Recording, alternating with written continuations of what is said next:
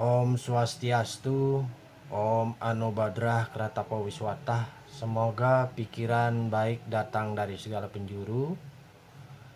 Selamat malam sahabat Dharma di mana saja Anda bisa menyaksikan tayangan ini. Malam ini saya akan mencoba memberikan perenungan tentang Hari Suci Galungan. Untuk itu saya terlebih dahulu ingin mengucapkan atau ingin mendoakan kalian semua, semoga dimanapun Anda berada akan selalu dalam keadaan sehat, dilimpahi anugerah dari Tuhan Yang Maha Kuasa. Sahabat Dharma, kalau kita berbicara mengenai Dharma, tentu saja kita ibarat mencari jejak kaki ikan di dalam air. Tentu ini sangat sulit, dan Dharma ini sangat luas maknanya atau pengertiannya. Jadi dalam Sarasamuscaya Sloka 564 itu dikatakan lawan tanwane atian teringgahane kete sangyang dharma ngarannya. Paramo suksma tanpahi lawan tapaking iwak kering wai dan pinek juga sirede sang pandita kelan upusama paguan kotsahan. Kurang lebih dapat saya sampaikan, artinya mungkin lagi pula terlampau amat mulia. Lagi pula terlampau amat mulia Dharma itu. Amat rahasia pula. Tidak bedanya dengan jejak ikan di dalam air. Namun dituntut juga oleh sang pandita dengan ketenangan, kesabaran, keteguhan hati terus diusahakan. Jadi bagaimanapun sulitnya seperti yang dikatakan dalam Sloka Sarasamuscaya itu, Dharma ini apabila kita usahakan dengan keteguhan hati, dengan kesabaran, dengan ketekunan, dengan upaya yang bersungguh-sungguh, tentu kita akan memperoleh hasil yang maksimal. Jadi kaitannya dengan galungan adalah bahwa pada rangkaian 8 hari sebelum galungan dan 7 hari sebelum galungan, kita mengenal yang namanya Sugihan Jawa dan Sugihan Bali.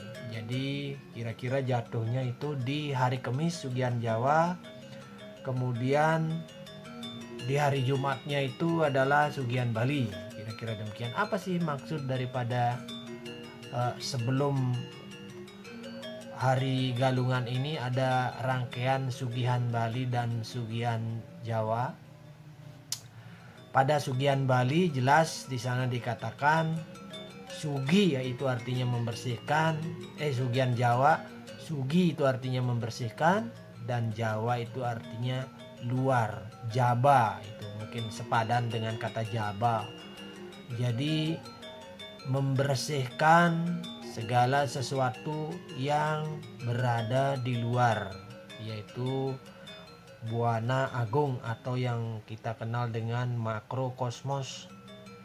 Jadi mungkin kegiatan-kegiatan yang bisa dilakukan umat pada Sugihan Jawa ini adalah membersihkan lingkungan pura, tempat-tempat pelinggih, tempat-tempat stana, yang jelas lingkungan yang berada di luar atau yang lebih luas seperti pura. Nah kemudian pada Sugihan Bali keesokan harinya di hari Jumat, kita umat Hindu itu berupaya membersihkan hal-hal yang berhubungan dengan pembersihan diri, yaitu pembersihan buana alit. Jadi ruang lingkup dalam internal ini yang harus kita bersihkan pada hari Jumat ini, sehingga disebut sugihan Bali. Jadi sugi itu membersihkan, Bali itu artinya kembali kemana? Kembali ke dalam diri. Kira-kira demikian. Kemudian kita lanjutkan bahwa pada hari raya Galungan ini umat Hindu secara ritual maupun spiritual itu diharapkan akan melaksanakannya dengan hati yang damai.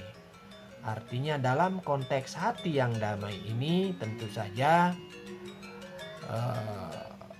umat harus mampu mengintrospeksi dirinya untuk kembali melihat ke sujatiannya ke dalam diri. Jadi melihat jati diri kita sebagai manusia.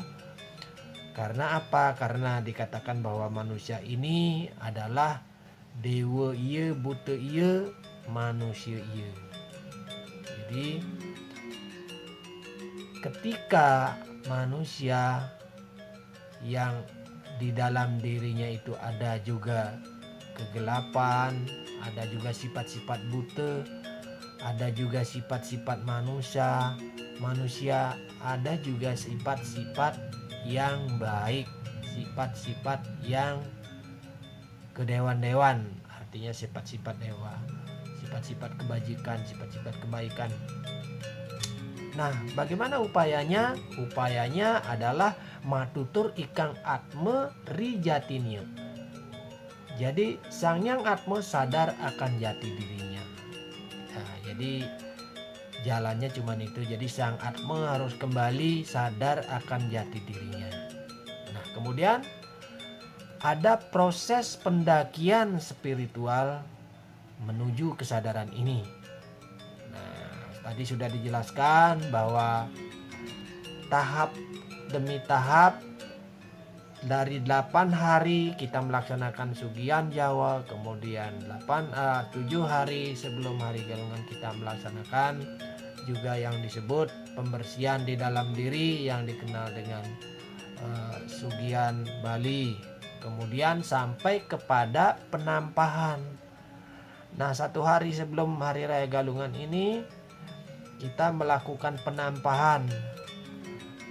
Secara kasarnya bahwa penampahan ini kita simboliskan atau simbolkan dengan pemotongan hewan atau pemotongan hewan kurban. Untuk apa? Untuk mengingatkan manusia, untuk mengingatkan umat untuk kembali kepada jati dirinya, artinya menjauhi sifat-sifat hewani. Jadi itu maknanya kira-kira penampahan. Jadi bagaimana kita sebagai umat mampu membedakan mana yang benar, mana yang tidak benar. Jadi itulah yang perlu diupayakan pada hari penampahan Galungan itu. Kenapa demikian? Agar kita mampu mengendalikan buta atau kala yang ada di dalam diri kita. Nah, di sana disebutkan bahwa di dalam diri kita ini ada yang namanya buta amangkurat, kemudian ada yang dinamakan juga buta dungulan, dan juga buta galungan. Apa itu buta amangkurat? Adalah nafsu ingin berkuasa yang bertujuan berujung pada keserakahan. Jadi nafsu ingin berkuasa yang berujung pada keserakahan, ingin memerintah dan ingin mempertahankan kekuasaan kendati apa yang dilakukan tersebut menyimpang. Nah, itu kira-kira arti yang bisa saya sampaikan. Kemudian ada yang disebut buta dungulan. Apa itu buta dungulan? Yaitu adalah nafsu atau keinginan untuk merebut semua yang dimiliki orang lain. Nah, ini artinya buta ini juga tidak perlu muncul. Apabila ini muncul, ini yang harus dikendalikan. Sama seperti tadi, ingin menguasai, ingin memerintah, mempertahankan kekuasaan dengan cara-cara yang menyimpang, dengan cara-cara yang tidak baik, ini yang harus disingkirkan. Kemudian ada juga yang disebut dengan buta galungan, yaitu nafsu menang, nafsu ingin menang dengan menghalalkan segala cara. Ini lebih jahat lagi. Selalu ingin menang, tetapi jalan atau cara yang dilakukan ini adalah cara-cara yang tidak baik, yang istilah bahasa sekarang itu disebut istilahnya menghalalkan segala cara. Jadi ketiga buta atau ketiga kala inilah yang perlu kita hindari.